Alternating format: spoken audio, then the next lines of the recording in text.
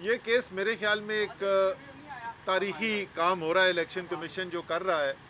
और अगर इसको एक शफाफ तरीके से, गैर जानिबदार तरीके से ये काम किया जाए तो पाकिस्तान की सियासत के ऊपर इसके बड़े मुस्बत असरात भी हो सकते हैं। लेकिन शर्त यही है कि शफाफ और गैर जानिबदार हो। तो हमने कल एक एप्लीकेशन भी फ़ाइल की थी और उसमें यही कहा गया था कि जो दो और बड़ी पार्टीज़ हैं जिसके पटिशनर आप हो या फ़ारूक है? हाँ, आप आमिर कियानी, फ़ारूक हबीब जो हैं जी हमारे, ये पटिशन पीटीआई के बिहाफ पे फाइल कर चुके हैं। और पीपल्स पार्टी और मुस्लिम लीग नून के लिए भी स्क्रूटनी कमिटीज़ बन चुकी हैं। उन स्क्रूटनी कमिटीज़ से भी जो रिपोर्ट है वो भी तलब की जानी चाहिए। और जिस तरीके से कल फ़ारूक ने अपनी मीडिया टॉक के अंदर भी बताया था, जो इनके पास इंफॉर्मेशन अभी तक आ रही है तो वो काफ़ी खुफिया अकाउंट्स नज़र आ रहे हैं। और मैं फ़ारूक को पढ़ रहा था, आपने जो बताया कि किस साल में 9 और किस साल में 10, ये बताएं कि सारे वो जो फलूदे वाले और रबड़ी वाले और वो अभी आपने इसमें शामिल नहीं किए हैं, वो अकाउंट्स इसके ऊपर हैं। जैसे आप सब जानते हैं, इल्ज़ामात जो हैं वो पार्टियों के ऊपर बहुत बड़े बड़े लगे हुए और बड़े बड़े बड़े लीडर्स ने लगाए हैं। बेनज़ीर भुट्टो साहिबा मरहुमा ने कहा कि जी नवाज शरीफ के पास फंडिंग जो है वो उसामा बिन लादन के पास से आई। एक तो इल्ज़ामात तो बहुत सारे लगते रहे हैं और जैसे मैंने कहा बहुत बड़े बड़े लीडर्स लगाते रहे इल्ज़ामात। लेकिन हम ये चाहते हैं कि कानून के तकाजे पूरे होते हुए तमाम तीनों जो स्क्रूटनी कमेटी हैं उनकी रिपोर्ट्स जो हैं उसको फिल फॉर मुरतब किया जाए। और ये हमने पिटिशन भी फाइल की है और तीनों जो है रिपोर्ट्स वो सामने रखी जाएं।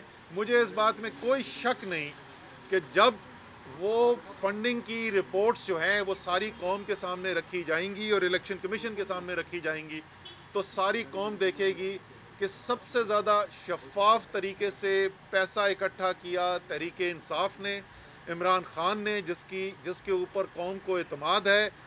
बल्कि जहाँ तक पैसे के मैं आपको कहूँ तो अंधा एतमाद है।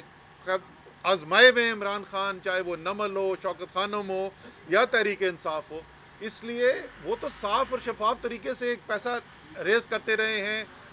रिकॉर्डेड है, जिस तफसील से तहरीक इंसाफ ने रिकॉर्ड दिए हैं कोई और सियासी पार्टी उसका अशर अशीर भी नहीं जमा करा सकती। तो हम तो बड़े खुश हैं कि ये अमल जो है ये जारी रहना चाहिए, लेकिन सब के लिए यकसा आइन के मुताबिक किसी दो मिलते जुलते अशखास या इदारों को दो जावियों से नहीं देखा जा सकता। पैमाना इंसाफ का एक होना चाहिए, उसके साथ हम खड़े हैं। बिल्कुल इलेक्शन कमीशन के साथ पहले भी हमने कोऑपरेट किया, आगे भी करने को तैयार है। थैंक यू जी। अभी हमने इलेक्शन कमीशन के सामने जो है वो इस्तदा की है, दोबारा मैंने इन पर्सन पेश होकर कि जो पाकिस्तान पीपल्स पार्टी और मुस्लिम लीग नवाज़ की जो सेम इसी आइडेंटिकल नेचर की जो है वो स्क्रूटनी कमेटीज़ बनी हुई हैं, वही स्क्रूटनी कमेटी जिसने पीटीआई की स्क्रूटनी की है अकाउंट्स की, वही पीएमएलएन और पीपल्स पार्टी की भी स्क्रूटनी कर रही है।